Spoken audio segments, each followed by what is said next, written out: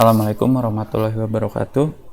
Teman-teman, kesempatan kali ini kita akan membahas tentang simple additive weighting ya. Intinya ini metode untuk pemilihan keputusan, salah satu metode untuk pemilihan keputusan yang cukup simple untuk diterapkan, baik pemilihan keputusan secara langsung atau diterapkan di aplikasi. Nah, sekarang belum mulai, kita berdoa dulu ya sebentar biar jadi kebaikan gitu ya.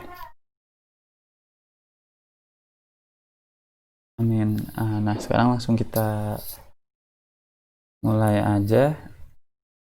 Simple additive weighting, kalau dari namanya ini intinya additive, ada penjumlahan. Kalau itu di simbolnya juga simbol penambahan gitu ya.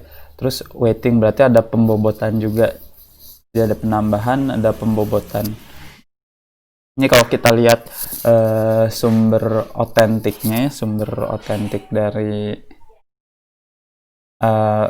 SAW ini, itu sebenarnya istilah SAW-nya ada disebutinnya di Lecture Notes in Economics and Mathematical Systems, Huang dan Yun di tahun 1981. Jadi sebenarnya term SAW-nya itu tahun 81, terus dia term ini merujuk ke additive weighting-nya McCrimmon tahun 68 di papernya gitu ya, Decision Making Among Multiple Attribute Alternatives, A Survey and Consolidated Approach.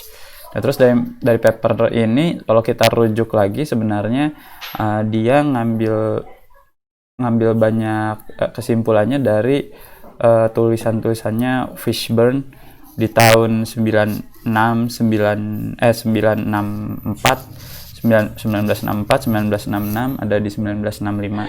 Jadi kurang lebih kalau kita mau dapat materi simple additive weighting dari sumber yang paling otentik, itu teman-teman bisa buka 3 tulisan ini. Nah, sekarang lanjut lagi ini ke masalah, contoh masalah ya, biar kita bisa cepet soal simple additive weighting ini. Jadi ini kita pakai contoh kasus, ada Chelsea, seorang wanita mau memilih suami gitu. Calonnya ada Justin, Ridwan, dan Marky. Nah, teman-teman kalau melihat ke layar ini sebenarnya udah sangat jelas gitu ya. Di sini saya tulis semua. Ada A itu alternatif, W itu weight, X itu nilai dari alternatif untuk weight tertentu. Jadi X1 itu nilai dari alternatif bisa A1, A2, A3 untuk weight yang ke-1, kurang lebih seperti itu. Nah, di sini contoh kasus kita, 3 calon ini Justin, Ridwan, dan Marky, bakal dinilai 5 kriteria yang mereka punya gitu. Jadi di sini Chelsea milih 5 kriterianya itu jumlah follower Instagram, hafalan ayat kitab suci, jarak kampung halaman, gaji bulanan, dan persentase donasi per gaji. Jadi berapa persen dari gajinya yang disumbangkan gitu. Nah, di sini ketika kita ngebikin satu sistem atau satu perhitungan simple additive weighting, teman-teman menentukan sendiri bobotnya gitu ya. Kayak di sini ada weight-nya, di sini sebenarnya kasus uniknya si Chelsea. Jadi kalau misalnya wanitanya si Maudi, bisa aja weight-nya ini, bobotnya ini bukan seperti ini gitu. Bobot ini menandakan seberapa penting kriteria ini. Jadi W itu kan bobot dari kriteria, sedangkan kayak follower Instagram, hafalan ayat kitab suci, ini kriterianya. Jadi kalau kita lihat di pengambilan keputusan multi kriteria itu bakal selalu ada alternatif dan ada kriteria gitu ya. Nah, di sini ada tanda minus dan ada tanda plus. Tanda minus ini adalah yang dirasa Chelsea itu memberikan kerugian gitu untuk penilaian kandidat. Tanda plus itu yang dinilai memberikan keuntungan dalam penilaian kandidat. Jadi di sini follower Instagram itu dianggap merugikan kalau buat si Chelsea. Kalau buat wanita lain mungkin jumlah follower Instagram itu jadi sesuatu yang menguntungkan gitu. Nah, jadi ini memang bobot ini unik gitu ya. Di sini bobotnya follower Instagram 2, artinya mungkin nggak terlalu penting, mau meski itu dianggap merugikan tapi ya tidak terlalu merugikan. Di sini yang dianggap tinggi itu hafalan ayat kitab suci, bobotnya 7, jarak kampung halaman 3, dan ini yang dianggap cukup tinggi juga persentase donasi per gaji. Nah, jadi dia bobotnya 5. Nah, permasalahan di sini kalau teman-teman lihat, follower Instagram itu kan satuannya ini ya, satuannya ya satuan gitu, satuannya user Instagram. Hafalan kitab suci yaitu ayat, jarak kampung halaman ini kilometer. Bisa aja tiba-tiba jarak kampung halaman ini misalnya pengennya dalam satuan meter gitu. Kalau satuan meter berarti kan ini dirubah lagi gitu.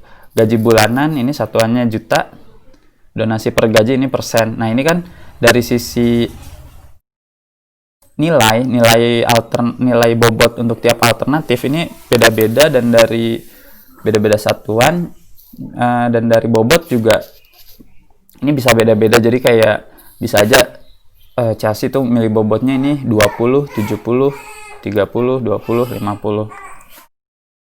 Nah, maka dari itu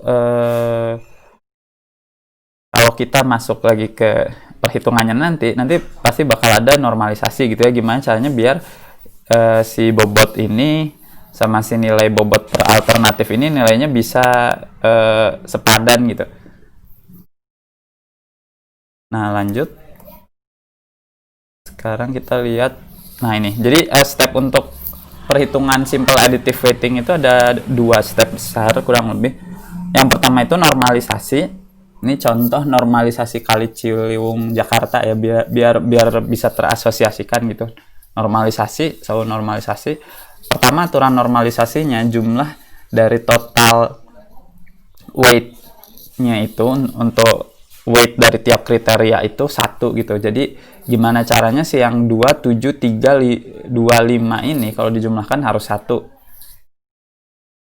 Nah, ini kan kita bisa dengan cara ini ya. Jadi si 2 ini dibagi jumlah total semua ini gitu. Kalau ini ditotalkan ada 15, 19, ada 19 ya. Jadi ini berubah jadi 2/19 misalnya, jadi kayak gitu. Nah, habis itu untuk setiap yang dianggap menguntungkan, kriteria yang dianggap menguntungkan itu perhitungan nilai kriterianya. Jadi si nilai kriteria tersebut dibagi nilai kriteria maksimum yang ada di antara semua alternatif gitu. Jadi kalau misalnya di sini follower Instagram Justin 12.000, berarti yang dianggap positif ya, yang dianggap menguntungkan hafalan ayat kitab suci, berarti Marky ini nilai hafalan ayat kitab sucinya 800 dibagi nilai maksimum dari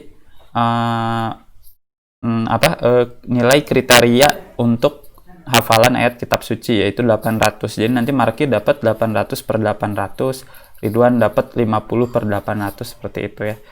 Dan kalau untuk kriteria yang dianggap merugikan, itu perhitungannya nilai yang minimum dari kriterianya dibagi nilai yang sedang ditinjau. Jadi kalau kita, ini kan follower Instagram dianggap merugikan. Nah, di sini jumlah minimumnya kan untuk follower Instagram itu 70 ya dari semua kandidat. Jadi untuk Justin, skor dari follower Instagramnya itu 70/12.000. Jadi sangat kecil gitu ya. Gara-gara ini dianggap merugikan gitu oleh Chelsea. Semakin banyak follower di calon suaminya semakin merugikan. Jadi kalau kita udah selesai dengan normalisasi, kita kerjakan, kita masukin ke formulanya. Jadi formulanya ini kurang lebih isinya sebenarnya formula SAO ini intuitif ya. Jadi kalau kita ngelihat ada kasus kayak gini, ada nilai-nilai dari kriterianya, ada bobot per kriterianya, ya ini kurang lebih nilai kriteria per alternatif dikalikan bobotnya, ditambahkan nilai kriteria per alternatif. Selanjutnya ditambah bobotnya. Ya kayak gitu kurang lebih ditambah-tambahkan gitu ya. Nah, ini langsung aja kita di sini gitu ya, kita lihat perhitungannya. Kalau di sini kan tadi minus ya, tadi aturannya untuk setiap yang minus nanti nilainya dia berubah jadi nilai yang dipakainya itu, yang dinormalisasinya itu angka minimumnya kan 70 ya, ini minimumnya. Jadi di sini minimumnya 70. Kita tulis dulu ya di sini. Hafalan kitab suci karena menguntungkan, carinya yang maksimum. Jarak ke kampung halaman karena merugikan, ininya yang minimum gitu ya. Gaji bulanan karena menguntungkan, pakai yang maksimum. Donasi per gaji juga pakai yang maksimum. Jadi di sini 120.000, berarti di sini 120,70 nilai minimumnya per 12.000. Ini 70 per 70 atau 1. Terus di sini 70 per 300. Nah, ini tinggal masukin aja ya angkanya ya. Ini karena maksimum, jadi 800 per 800, 50 per 800, 100 per 800. Ini karena ini dianggap merugikan, jadi ini intuitif, dan kita bisa cek langsung gini ya, kalau makin jauh jarak kampung halaman harusnya kan makin merugikan, artinya skornya harusnya dapatnya kan yang terkecil. Jadi 3 per 1000 ini udah kayak menandakan bahwa dia bakal dapat skor yang paling kecil gitu. Ini 3 per 3 dia dapat skor paling besar. Ini 3 per 50. Terus gaji bulanan ini 7 per 21, ini 21 per 21, ini 3 per 21. Donasi per gaji ini 20 per 70, 50 per 70, ini 70 per 70. Nah, ini udah beres. Nah, selanjutnya setelah ini dinormalisasi, oh iya kurang ya, bobotnya belum dinormalisasi. Bobotnya tadi sum dari W itu kan 2 tambah 7 tambah 3 tambah 2 tambah 5, jadi ada 19 ya. Jadi kalau dinormalisasi ini bobot 1 jadi 2 per 19, bobot 2 7 per 19, bobot 3 3 per 19, bobot 4 2 per 19, bobot 5 5 per 19. Nah, ke semua bobot ini yang udah dinormalisasi, ini kalau dijumlahkan jumlahnya akan 1. Jadi udah sesuai dengan semua aturan normalisasi. Baru kita masuk ke tahap selanjutnya, yaitu nilai ini dimasuk-masukin ke formula. Nah, ini mungkin ada tahap ini juga. Sebenarnya bisa langsung aja sih dikeformulakan, cuman kalau dari contoh papernya itu nanti si nilai semuanya ini dimasukkan dulu ke decision matrix. Ya, ini sama aja sih sebenarnya, decision matrix ini kan udah kita bikin di sini ya. Jadi isi decision matrix ini bakal nilai-nilai ini. Jadi ini kalau dimasukin,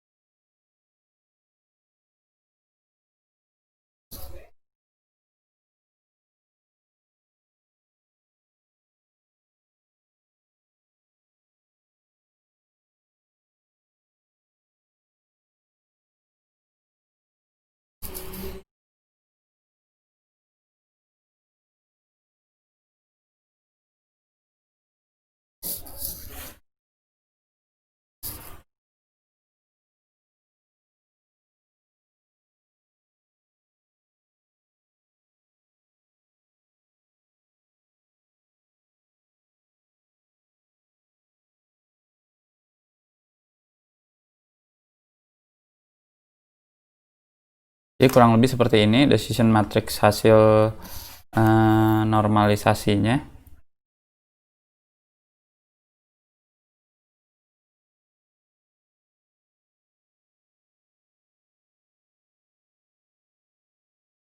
Untuk yang normalisasi nilai ya, kalau yang bobot kan tadi bobotnya udah ada di sini. Habis itu langsung kita masuk ke formulanya, kita langsung hitung. Ini tuh artinya formulanya itu di sini kayak menjumlahkan dari mulai J itu, kalau kita ngelihat di sini J itu merujuk ke bobot ya. Jadi di sini ada WJ, berarti di sini ada iterasi bobot. Jadi nanti bobotnya bobot dikali nilai kriteria per alternatif. Jadi perkalian antara bobot dan nilai kriteria per alternatif, bobot kriteria dan nilai kriteria per alternatif itu dijumlahkan untuk setiap kriterianya. Kriterianya jumlahnya N ya. Jadi ini dari J ke N. Kita kalau lihat di sini jumlah kriterianya ada 5, berarti nanti di sini N-nya 5 gitu. Jadi mulai dari W1 X1 1 ditambah W2 X12. Nah, sekarang kita hitung dari mulai alternatif 1 dulu. Alternatif 1 tadi ya hitungannya nilai alternatif 1 itu sesuai formula. Tadi formulanya kayak gini ya. Jadi kita fokusnya ke yang sebelah kanan dulu. Jadi WJ dikali XIJ, artinya W untuk kriteria 1 dikali X yang ke alternatif, nilai kriteria dari alternatif ke 1 untuk kriteria 1. Terus kita masuk ke kriteria 2, 3, 4 sampai 5, ditambahkan semua nilai ini. Di hitungannya A1 itu sama dengan, kita pakai nilainya yang udah dinormalisasi, 70 per 12.000. Ya, kita hitung aja langsung ya, ini dikali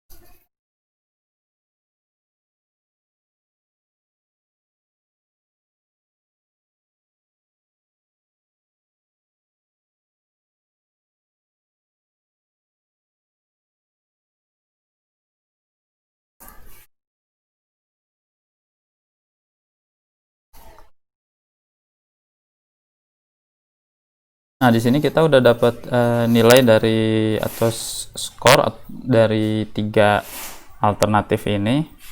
Eh, alternatif satu itu Justin tadi dapatnya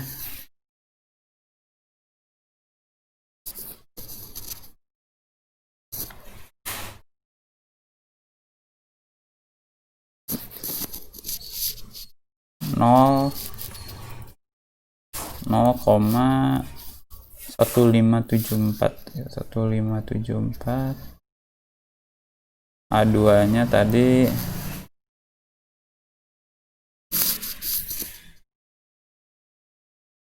0,5794. A3-nya tadi sekitar 0,6806. Nah, di sini tanda max I itu, jadi kita yang A yang dipilih itu adalah alternatif yang dipilih adalah alternatif yang I-nya memaksimalkan nilai A. Jadi I yang memaksimalkan nilai A itu kan indeks ke 3 ya. Jadi yang dipilih itu, nanti kriteria yang dipilih itu jadi alternatif ketiga, yaitu di sini alternatif ketiga itu marki. Nah, jadi permasalahan pemilihan calon suami ini untuk Chelsea ini selesai dengan metode SAW. Kandidat yang dengan skor tertinggi untuk calon suami itu marki dengan nilai 0,6806. Nah, kalau kita lihat lagi ke nilai di sininya, ini memang masuk akal juga ya, karena kalau lihat di sini kebetulan Chelsea ini dia ngambil bobot gede atau bobot tinggi di hafalan ayat kitab suci, dan kebetulan memang marki ini hafalan ayat kitab sucinya itu paling banyak di antara yang lainnya. Dan kebetulan juga persentase donasi per gajinya marki itu 70%, terbanyak di antara semua. Jadi untuk nilai yang bobot-bobotnya tinggi di mata Chelsea, memang marki ini kebetulan dapatnya yang tinggi-tinggi. Jadi secara skor marki tertinggi, dan kedua adalah Ridwan. Justin kenapa skornya jauh lebih rendah? Mungkin pertama karena follower Instagramnya sangat banyak ya, 12.000 dibandingkan yang lain. Kalau marki dengan Ridwan kan nggak terlalu jauh bedanya. Kalau dengan Justin kan jauh. Ini skornya jadi sangat kecil gitu ya untuk sisi ininya follower Instagram. Dan jarak kampung halaman ini nggak tahu gimana Justin ini kebetulan nilai-nilai yang Chelsea anggap itu tidak menguntungkan itu Justin tinggi gitu nilainya, jarak kampung halamannya dia paling jauh. Akhirnya ketika Ridwan dan Marki dapat skor di follower Instagram yang kecil dan jarak kampung halaman yang dekat, si Justin ini malah dapat skornya kecil gitu. Makanya di hasil akhir skor dari alternatif 1 atau skornya Justin itu kecilnya beda gitu, dia 0,1, ini 0,57, 0,68. Nah, kurang lebih seperti itu teman-teman perhitungan pakai metode SAW ini. Mudah-mudahan bisa bermanfaat. Nah, sekarang terakhir ini mungkin teman-teman bisa coba untuk kasus cari laptop ya. Jadi kalau mau teman-teman bisa coba kalau pakai SAW ini, kira-kira laptop mana yang dipilih. Kalau kita ada 3 merek laptop dengan varian, ada merek Asus X, Lenovo Y, dan Avel Z. Di sini ada harga, HDD itu ke harddisknya ya, SSD itu sama tempat penyimpanan juga yang SSD, RAM, dan GPU compute capability, jadi kemampuan komputasi si GPU-nya. Nah, di sini entah gimana kebetulan yang dibobotkan tinggi adalah SSD dan GPU. Yang dianggap memberikan kerugian adalah harga. Jadi makin besar harga dianggap itu makin rugi. Nah, teman-teman bisa mencoba kira-kira laptop mana yang akhirnya dipilih oleh teman-teman. Mungkin segitu saja dari saya. Assalamualaikum warahmatullahi wabarakatuh.